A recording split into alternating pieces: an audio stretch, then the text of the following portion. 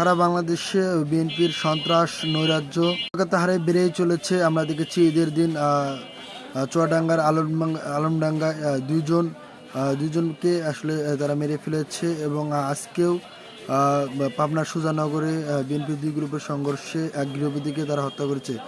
ঈদের দিন থেকে এ পর্যন্ত তারা 5 জনকে আসলে মেরে ফেলে এবং 5 তারিখের পর থেকে এ পর্যন্ত 257 জনকে তারা আসলে মেরে ফেলে। একটা সন্ত্রাসী, উগ্র এবং জঙ্গি সংগঠনে পরিণত হয়েছে বিএনপি।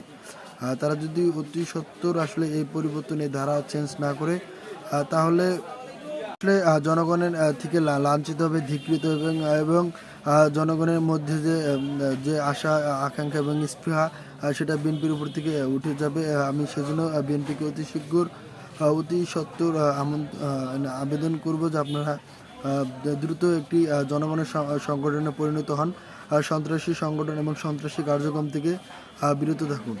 ইনকিলাব জিন্দাবাদ।